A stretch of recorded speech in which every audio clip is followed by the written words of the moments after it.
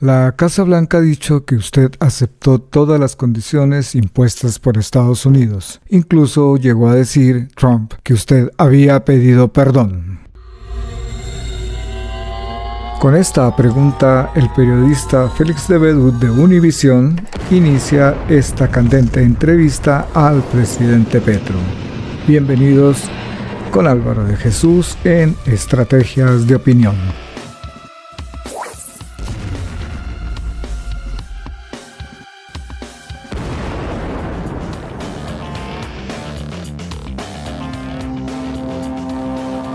De acuerdo a la Constitución del 91, el presidente es el jefe de las relaciones exteriores de Colombia. Digamos, es el presidente, no ningún otro funcionario, el que designa los caminos que en materia de política exterior pueda tener el país. Y lo hago ya como presidente de Colombia en virtud del voto popular. En esa medida, y dadas las circunstancias actuales, porque con el gobierno Biden nunca logramos firmar un protocolo, se puso en discusión el tema, ellos lo pusieron, fue la crisis del Darién, recuerda usted, en su máximo esplendor, motivada la crisis del Darién, y este es un primer punto, en un 80-70% por la misma migración venezolana que repartida en América del Sur se iba ahora hacia América del Norte. Esa migración venezolana tiene una causa fundamental, no única, pero fundamental, el bloqueo económico de Venezuela. Y en esas discusiones yo le pedí al gobierno Biden que un retorno de colombianos tenía que hacerse en dignidad e incluso con un fondo que permitiera el restablecimiento de esa colombianidad en nuestro país y que incluso podíamos ayudar a hacer un puente de migración al contrario desde América del Norte hasta Venezuela. Hasta ahí fue, digamos, los antecedentes. Es cierto que comenzaron a mandar, incluso sin conocimiento del presidente, aviones con gente esposada, amarrada, etcétera. Pero quiero quedarme en eso, porque eso es desde el presidente Biden. Sí, eso viene desde el presidente. No conozco antecedentes, digamos, no te podría decir que tengo las certezas. Pero eso es una costumbre del gobierno. Es más, solo en el año pasado fueron 53.000 colombianos los que fueron repatriados en las mismas circunstancias. Eso no cambió. Y ahora usted mandó los aviones colombianos, donde los colombianos regresaron sin ser esposados, 3 aviones, pero el cuarto que llegó de Estados Unidos otra vez llegó con los colombianos esposados. Entonces, ¿qué ganaron en esa discusión? No, el gobierno colombiano ya había ganado desde el año 2023 que ni madres ni hijos de esas mujeres vinieran esposados. Ese ya era un acuerdo previo. Lo que nosotros estamos planteando, y el presidente de la República lo recalca, es que Colombia no va a recibir ningún colombiano o colombiana esposada porque el migrante no es un delincuente. Pero, perdón, presidente, es que ayer los aviones llegaron igual. Sí, pero si el próximo avión llega, que el presidente de Colombia supiera. Pero ¿cómo no va a saber el presidente de Colombia si eso ha sido durante todo el tiempo, como dice, 53.000? ¿Cómo va a ser? Y usted mismo reconoce que había una negociación. ¿Cómo nos puede decir que usted no sabía que esas eran las condiciones que pueden ser criticables, pero las que se utilizaban como procedimiento habitual por parte de Estados Unidos? Pero es así. Y entonces la posición del presidente es: aquí no entran colombianos ni colombianas esposados, a menos que sea un delincuente probado. Que la totalidad de quienes han llegado aquí a Colombia en estos 4 últimos viajes, no hay ningún delincuente probado. Y en esa medida no pueden ni deben llegar esposados. No sé para cuándo está programado el próximo vuelo, puede ser para los próximos días. Si en los próximos días llega un nuevo avión de Estados Unidos. Nosotros lo que hicimos en estos últimos días a partir del domingo, excepto ayer, es que estamos recogiendo nuestros colombianos y colombianas. Y por eso llegan en condiciones de dignidad, que fue lo que ustedes pudieron registrar. Ayer alguien autorizó sin el conocimiento del presidente. Y eso tiene unas responsabilidades internas. Pero la decisión del presidente es: no se aceptan colombianos y colombianas esposados. La propuesta que está en la mesa de los Estados Unidos en discusión, admitimos que ellos tienen su soberanía sobre su territorio, es que nosotros llevamos los aviones y traemos los colombianos. O sea, ¿usted va a seguir mandando aviones? Bueno, exactamente. El año pasado, como decimos, fueron 53.000 personas. Y si aumentan Sí. porque es previsible. Entonces mandamos cruceros, barcos. ¿Cómo es eso de cruceros? Pues son un crucero, dependiendo de su tamaño, puede llevar 1.000, 2.000, 4.000, 5.000 y hasta 6.000 personas. Luego resolvemos el problema mucho más fácilmente. Entiendo la propuesta, pero usted mismo ha dicho que el país atraviesa un problema económico muy difícil. Sí. ¿Cómo se va a financiar eso? Como le digo, 53.000, pueden ser 53.000 este año. ¿De dónde va a salir el presupuesto para hacer lo que usted logra y que obviamente de pronto, como nos está diciendo, incluso cruceros lleguen?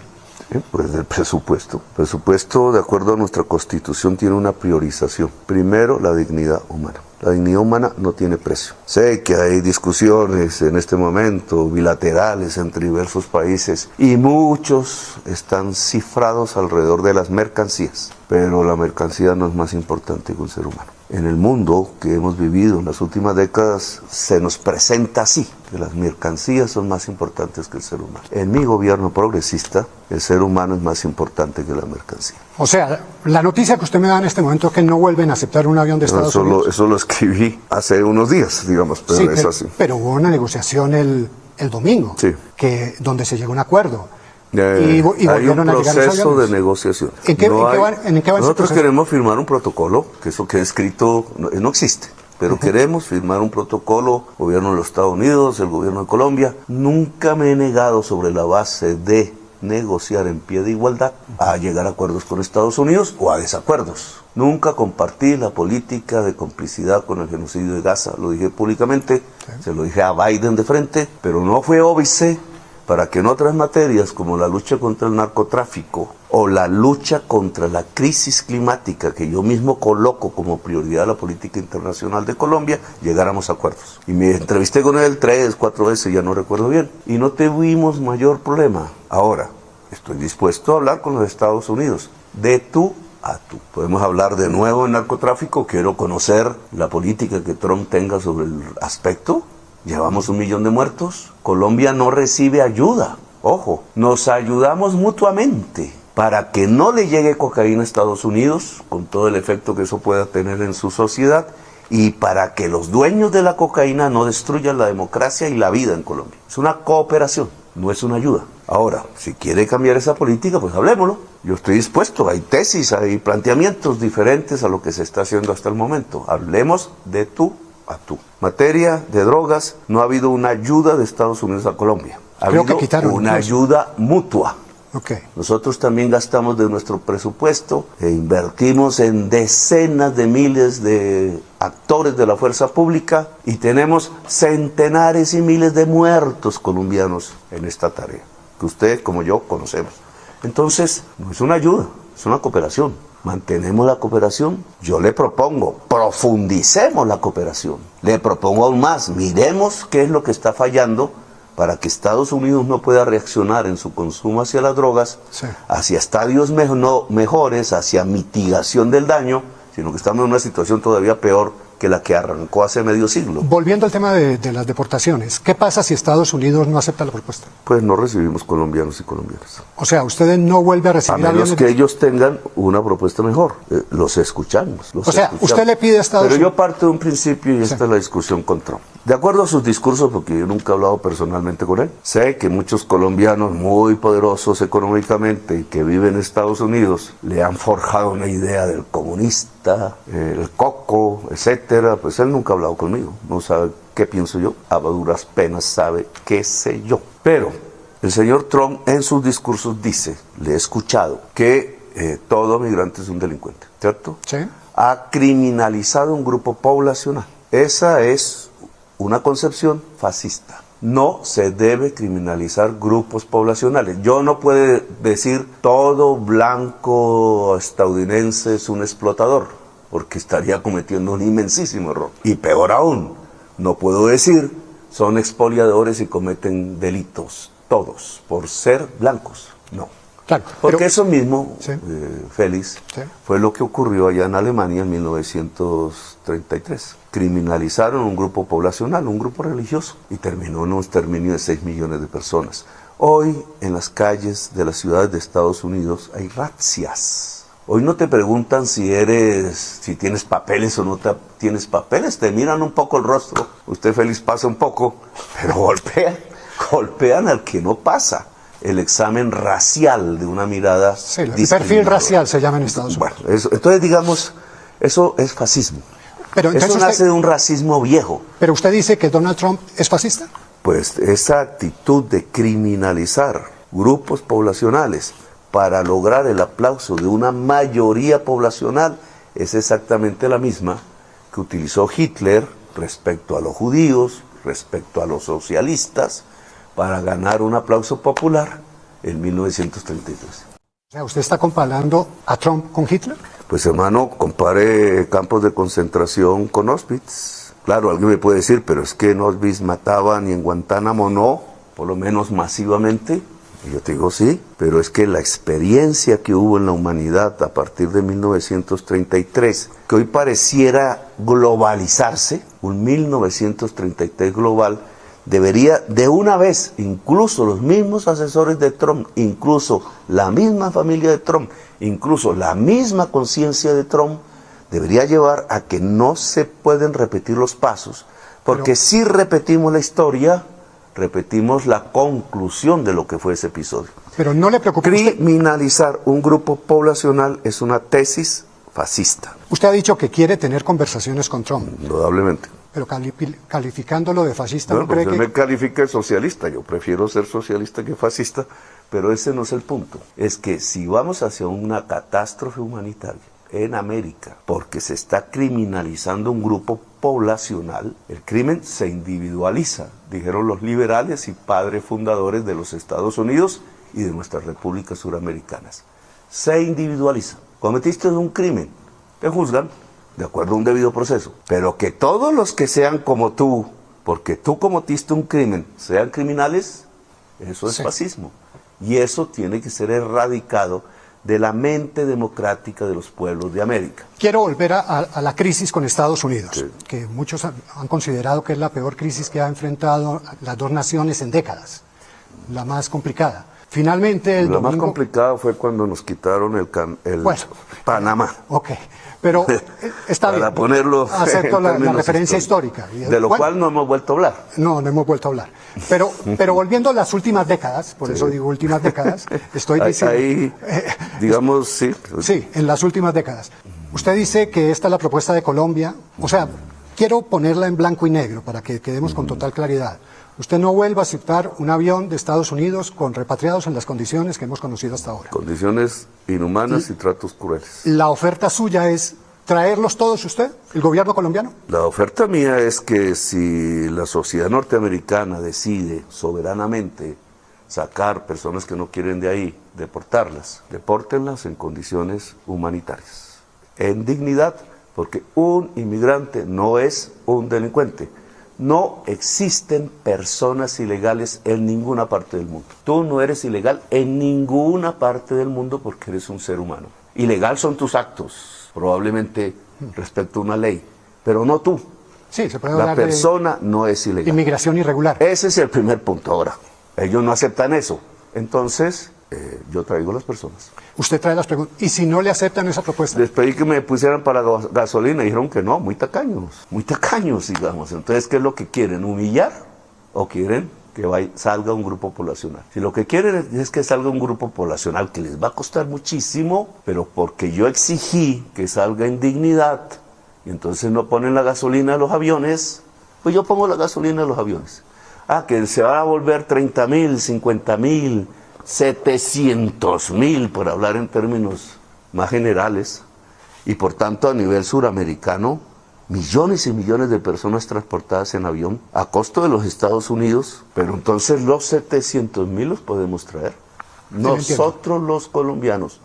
Que me va a decir alguien aquí interno, la oposición o alguien así. No, es que ¿cómo es posible que vamos a gastarnos la plata del presupuesto en 700.000 colombianos?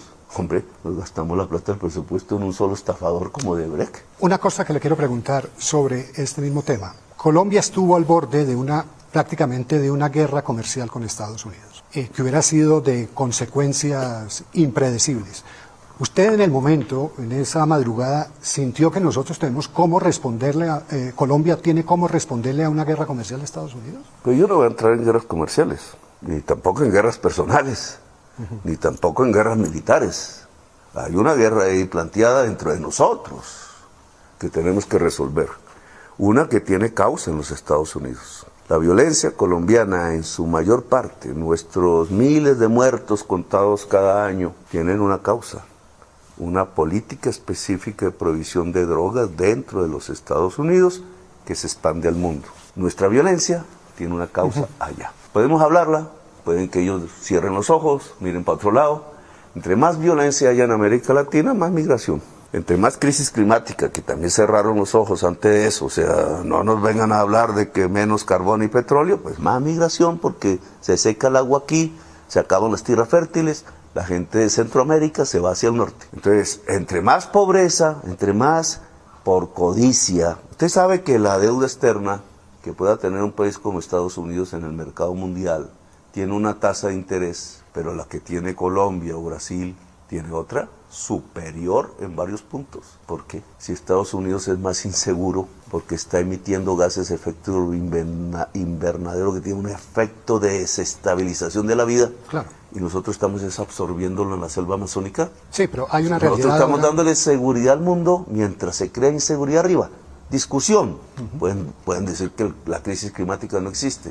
Sí. Pero ¿por qué entonces la tasa de interés de la deuda externa premia a Estados Unidos por emitir CO2, siendo el segundo o el primero, como lo midan, y en cambio América del Sur tiene que pagar más tasa de interés por el mismo préstamo, cuando nosotros estamos desabsorbiendo el CO2 a través de la selva amazónica? Quiero centrarme de nuevo en el tema de las repatriaciones. Que también tiene que ver con estos temas. Entiendo, sí, claro. Son las causas reales. Usted habla de las consecuencias, sí. Sí. Por ejemplo, México acepta las condiciones y ya lo dejaron. México nos está mandando colombianos esposados. Es que esto es igual que... Pero entonces, ¿por qué? Porque, por ejemplo, con México ¿le va a decir lo mismo a México? No, exactamente lo mismo. Y volviendo al tema, México dice que va a aceptar porque está en una negociación. ¿Ustedes están negociando esta propuesta? ¿Hay algún avance en esa negociación? Hay una mesa, hay una posición del presidente. Le he pedido a los funcionarios de Colombia que expresen la posición del presidente y negocien. No negocio sobre la dignidad humana. O sea, punto final, usted no acepta más No negocio con sobre la colombianos dignidad humana. deportados. Ahora negociemos si ellos los traen, si nosotros los traemos, si el viaje viene de Miami o viene de San Diego, etcétera. Pero la dignidad humana no se negocia. Y le insisto, ¿qué pasa si Estados Unidos no se... Pues nos preparamos. Y nos preparamos es que... Nosotros debemos prepararnos ya y debimos prepararnos desde hace tiempo, porque esto se veía venir. ¿Prepararnos es que? Pues yo creo que a escala global, con las tormentas que hay, que son muchas, Estados Unidos está construyendo un muro alrededor de ella misma. Por su propia sociedad, no es culpa de Trump, es así. La mayoría de la población quiere construir y aislarse del mundo. Eso se llama el capitalismo fortaleza. O sea, creen que así se van a preservar mejor ante una serie de miedos. Miedo a la crisis climática, que es real, así se diga que no. O sea, cada vez va a ser peor. ¿Quién va a construir Los Ángeles? Reconstruir Los Ángeles. Claro, muchos inmigrantes trabajan en la construcción. Pero ellos ya no van a estar ahí, ya no están. Yo ya le pedí a los colombianos y colombianas, vamos a ver qué pasa, que se devuelvan. Sí. Yo no quiero que las encadenen. Muchísimos pueden, no todos, muchísimos pueden coger un vuelo de venida. Pero volviendo a vengan, hay que prepararse. Porque quienes van a reconstruir Estados Unidos ya no van a estar. Quienes van a producir los alimentos en Estados Unidos para los estadounidenses ya no van a estar. Quienes tenían que poner la gasolina en los carros para que esos carros funcionasen en las enormes autopistas, ya no van a estar. Un enorme porcentaje de la economía norteamericana desvalorizada en los Estados Unidos ya no va a estar. Colombia, con sus colombianos y colombianas allá, no va a estar. Eso entiendo, pero ese es, si se quiere, el tema de Estados Unidos y las consecuencias que puede tener en Estados Unidos. Sí. Quiero venir a las consecuencias que puede tener con Colombia. Bueno, ¿qué puede pasar en Colombia? En Colombia sembraríamos más maíz. Que recuerde usted, feliz, la primera vez que se sepa que una mata de maíz entró en contacto con un ser humano fue en Colombia. En lo que es hoy el territorio colombiano, en un sitio que se llama Momil, allá en el Caribe. Sí. Sembraríamos mucho más maíz. Nosotros tenemos la capacidad de alimentarnos. Tendríamos un desarrollo industrial que ya teníamos en el pasado y que se nos acabó. y tendríamos que mirar a todo el mundo. Aquí sí hay un problema. Pero, presidente, eso que usted ha insistido sí. con el tema de China, eso no se hace de la noche a la mañana. Todo el mundo. Pero eso no se hace de la noche a la mañana. Todo el mundo. Un rompimiento comercial con Estados Unidos, como el que se planteó el domingo en la comunicación de la Casa de la Que está planteado para México, es lo mismo que nos plantearon, está planteado más o menos para México. Incluso más. Está planteado para Brasil, no han alcanzado a hablar, está planteado para el Canadá. ¿Pero usted realmente cree que ese golpe económico lo resiste Colombia? Sí, lo resiste mucho, no somos Venezuela. A pesar de la consigna esa famosa, Colombia no es Venezuela. Colombia puede autosostenerse y puede mirar al mundo. Yo lo he venido construyendo. No porque desconfiara de Biden ni nada de eso, sino porque lo lógico de un país que está situado en el corazón del mundo, como nosotros, es que deje de mirar para un solo lado, que mire para todos los lados, para el sur, para el norte, para Europa, sí, para el África. He abierto todas las embajadas posibles, para el Asia, China, sí, Japón y la India. Y hemos avanzado. Presidente, la situación fue tan grave el domingo, que por eso hubo la resolución que se dio, en ese momento por lo menos. Estados Unidos levantó las sanciones y de hay un comienzo de negociaciones. Un comienzo de negociaciones. Que ojalá terminen bien. Depende eso de lo que usted acaba de señalar entonces, pero insistiéndole, ¿no fue consciente usted del efecto económico que podía tener eso? Porque a mí me llamó la atención mucho algo. Usted a las 3 de la mañana, vía Twitter, escribió un trino donde decía que estaba esperando a los colombianos, creo que 45... A la 1 y pico, a las 2. Ok. ¿Sí? Después escribió otro... Tiene una foto de por medio. Ok, perfecto. La de los brasileros entrando a eso voy. Manaos. A eso. ¿Fue esa la reacción suya? Sí, pero sigo sin entender. ¿Usted no sabía que los colombianos llegaban así? No, había habido un conflicto, sí. Sí. Sí, yo había puesto una posición ahí y hubo un regreso, un avión en 2023. Pero mire lo que hizo Brasil. Brasil también presentó su protesta, pero los dejó llegar.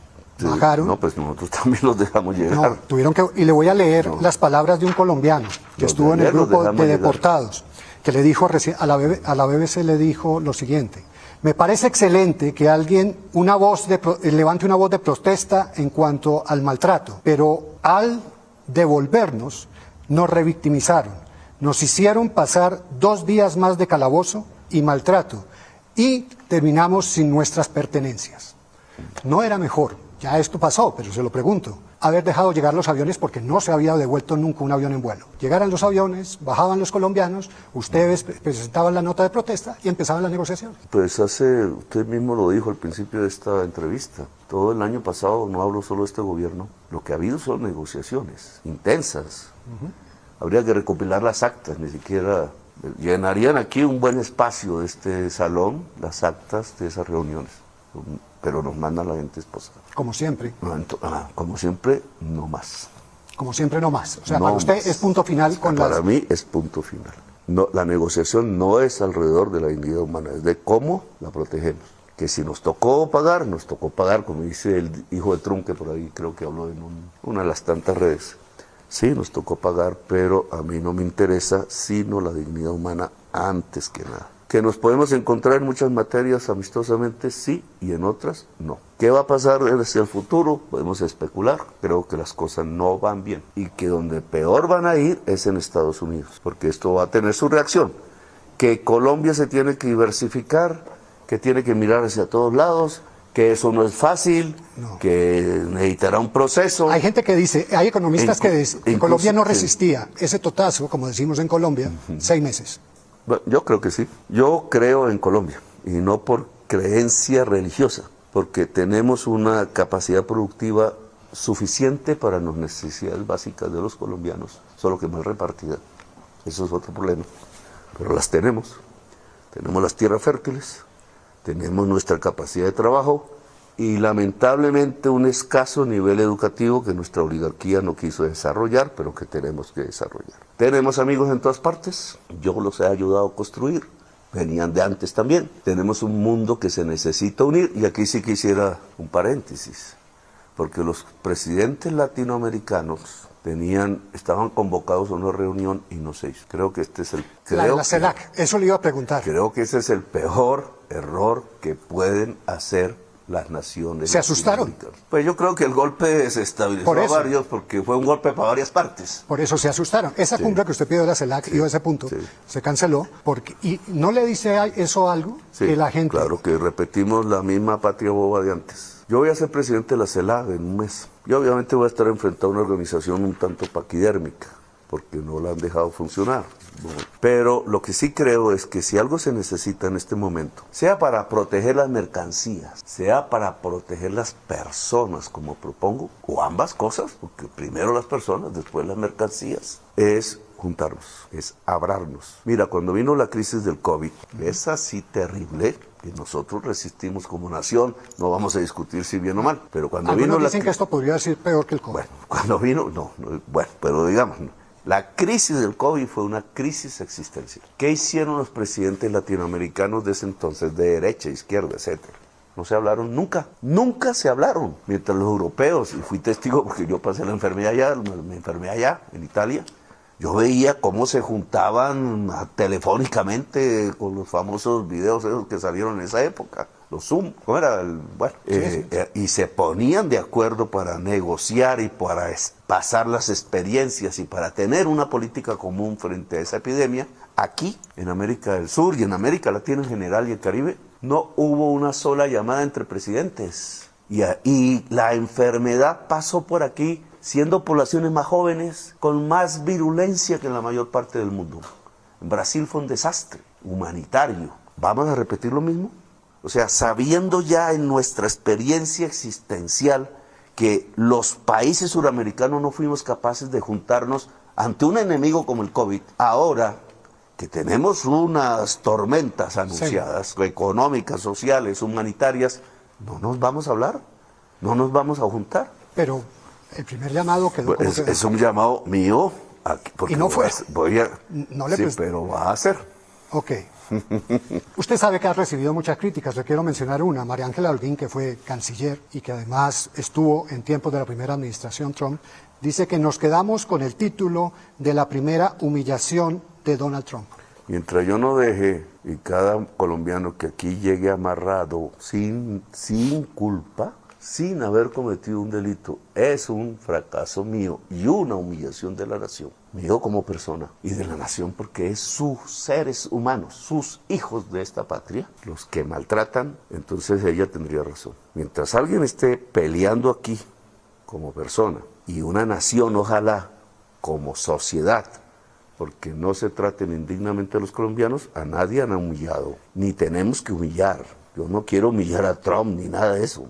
Yo no soy del que quema la bandera gringa o dirijo un discurso rabioso antinorteamericano. Yo hablo, conozco la cultura de ellos, la he leído, algunas cosas admiro, pero de tú a tú. Algunos, y se lo quiero preguntar directamente, dicen que acá hay una cuestión de convicciones personales, que son claras, pero también de ego, y que esas convicciones personales y el ego pusieron en riesgo a Colombia, y que si esto deriva en un nuevo enfrentamiento comercial, estaría primando ese ego sobre el interés general de la nación. A ver, Félix, en riesgo hemos estado todos los días, todas las horas, por diversas razones, llámese crisis climática, no tengo que repetir los hechos, llámese política antidrogas, todos los días recogemos cadáveres, vinculados o no vinculados a ese negocio, pero todos los días lo que pasa es que hemos normalizado el riesgo en que permanentemente vivimos. Somos uno de los países más sacrificados de la tierra por políticas públicas internacionales. Ahora, como por primera vez, ¿cierto?, un presidente se atreve a decirle a otro presidente de Estados Unidos, pare. No se lo dijeron ni cuando cogieron Panamá. Ni siquiera ahí dijo el presidente, pare. Los colombianos querían ir a defender su tierra. Allá en Bocas de Toro, en la frontera con Costa Rica, que era Colombia, Bocas del Toro, hay una fosa común con 200 colombianos enterrados. La han venido sacando porque López Obrador quiso recuperar. Se habían reunido los liberales de toda América allí, por convocatoria de Rafael Uribe Uribe, los independistas de Cuba, jamaiquinos, nicaragüenses, y unos mariners mataron a esa gente con un acorazado, instigados por el Partido Conservador de Colombia, que estaba en el gobierno, ellos ya pensando en quedarse con Panamá, que fue lo que a la postre sucedió, pero allá hay 200 colombianos enterrados, colombianos de hoy, nacidos en estas tierras de que la actual República de Colombia. O sea, ¿para usted no es una pelea de egos? Y entonces esa vez no hubo un no. Entonces, porque por primera vez un presidente colombiano dice no, y no defendiendo su negocio particular. Yo soy un hacendado y entonces estoy vendiendo, a ver cómo meto la carne en Estados Unidos o el café, no, defendiendo la vida de las personas de Colombia. Entonces dicen, nos puso en riesgo. En riesgo hemos estado todos los días y todos los días nos matan. Yo quiero por primera vez que al menos el riesgo sea para vivir, no para morir. Presidente, quiero volver con un tema que usted mencionó, Guantánamo, y el anuncio que ha hecho el presidente Trump de abrir Guantánamo para llevar migrantes irregulares que vayan a ser deportados. ¿Qué pasa si colombianos terminan en Guantánamo? Pues terminarían muchos suramericanos, y si los presidentes suramericanos no son capaces de hablarse entre sí y hablarle al mundo, pues veríamos el comienzo, la primera fase de Auschwitz, en un territorio que le pertenece a la República de Cuba. O sea, ¿usted cree que lo que se está montando es una especie de campo de concentración? Es que ya los montaron hace años, y no solamente Trump. Muros, cercas de púas, perros, guardianes, látigo, caballos, tratamiento de seres no humanos a seres humanos, como los latinoamericanos y otros pueblos. ¿Para cuándo espera usted la respuesta de Estados Unidos a la propuesta que usted acaba de hacer aquí? Eso se hablará, pero lo único que digo es que aquí no entran colombianos esposados. Como digo, punto. Y por último, presidente, ¿cómo definiría hoy usted las relaciones de Colombia con Estados Unidos? Pues venían bien, muy bien. Incluso para sorpresa mía, porque obviamente yo también tenía prejuicios. El prejuicio es muy malo en el pensamiento humano. Pero apenas llegué a estos salones fríos, los primeros en llegar fueron muy amablemente los norteamericanos, cada en sus entidades, tratando y sabiendo cómo era yo. Creo que sabían, me habían estudiado mi perfil psicológico y siempre hubo un trato amable, de mi parte y de parte de ellos. De Biden, digamos, las 5 veces que me vi con él, que crucé palabras, que hablamos, vi un señor que, digamos, por su edad, pues respeté, creo que fue un joven valiente y revolucionario en su momento, católico me dijo él que era, cuando le planteé que había que reestructurar el sistema financiero mundial para permitir que los países tuvieran recursos para poder hacer el plan Marshall que se necesita para detener la crisis climática, lo aceptó, lo intentó pelear, el Tesoro de los Estados Unidos se lo impidió. Pero digamos, tuvimos una relación ya fue muy buena. Ahora hay otro presidente. Ahora está comenzando. ¿Y esa relación cómo está hoy? Está mal. Mira que eso de parar la ayuda y no entender que hay cooperaciones y no ayudas en muchos temas, o sea, es decir, que nosotros también los ayudamos, en el campo específico del narcotráfico y una sociedad que está martirizada por el fentanilo, que menos mal no se ha expandido al mundo. Me parece que es un error. Es una autodestrucción de los Estados Unidos, que ellos dicen que por 90 días. Yo les dije, no, ya hablemos de esto, porque esto es muertos allá, presos allá, muertos aquí, presos aquí. Esto es un tema de vida, esto no es para 90 días. Si en 90 días, supongamos, ellos allá reflexionan y dicen, oiga, sí tenemos que construir aquí una cooperación en la lucha contra estas mafias que cada vez son más poderosas, pues en 90 días son más poderosas. Las hemos golpeado menos durante estos 90 días. Esto es una pelea continua y permanente, en la que nosotros a veces nos desgastamos. A veces cuando veo el tema de la marihuana, a veces no sé si gratuitamente hemos visto morir tantos colombianos cuando las calles de Wall Street huelen a marihuana por todas partes. Yo le había dicho usted, Félix, cuando vaya a Wall Street no sale así como mareado. No, está legalizada y es claro que con el tema de la marihuana... Pero ¿cuántos colombianos? Está legalizada ya y muy interesante. Comercializada, bueno, y todo lo demás. Pero ¿y cuántos colombianos murieron aquí? Sí, no. Cuando tenían hay prohibida todo un debate la sobre la guerra de las drogas, sin duda. Que hay que adelantarlo. Sí. Sin miedo. Sin miedo, está bien. Le dije que le voy a hacer una última pregunta. Primero, porque como periodista le tengo que agradecer esta entrevista que ha dado muchas noticias, pero como colombiano siento angustia por las consecuencias que pueda tener esta crisis con Estados Unidos y creo que es la angustia de muchos colombianos. ¿Qué le diría a esos colombianos? Yo también, yo no he dormido, anoche no dormí, digamos. O sea, yo usted tengo también... mis angustias y sopeso. No como dicen ciertos periodistas por ahí que entonces que no se toma un trago de alcohol, no porque sea prohibicionista, sino porque aquí tenemos que concentrarnos.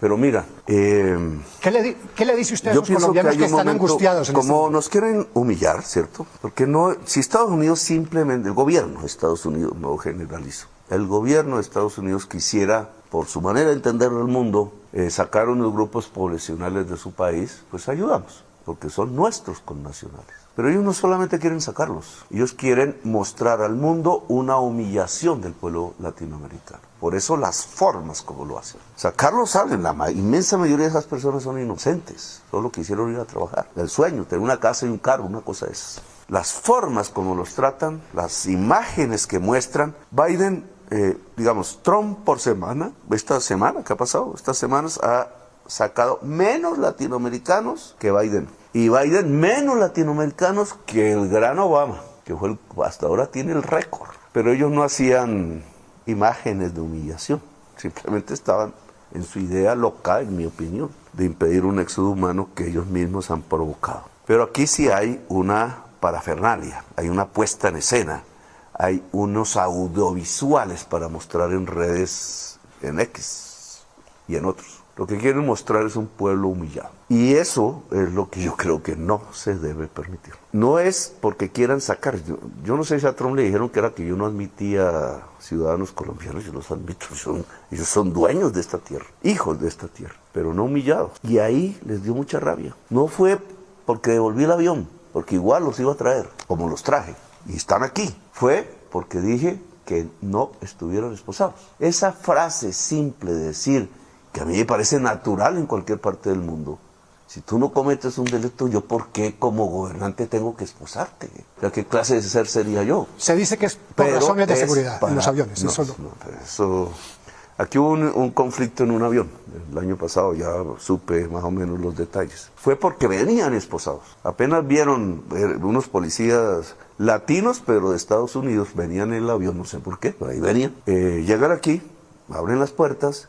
Apenas la gente se siente, le empiezan a cortar los cauchos esos que ponen, los grilletes, y ven a los policías ahí, ¡fum!, se lanzaron contra los policías de Estados Unidos. Nuestro personal tuvo que impedir problemas mayores. ¿Pero por qué pasa eso? Porque es la reacción a una humillación. No humilles, no recibirás esa reacción. No digo que no pueda haber un criminal por ahí, etcétera, porque siempre los hay.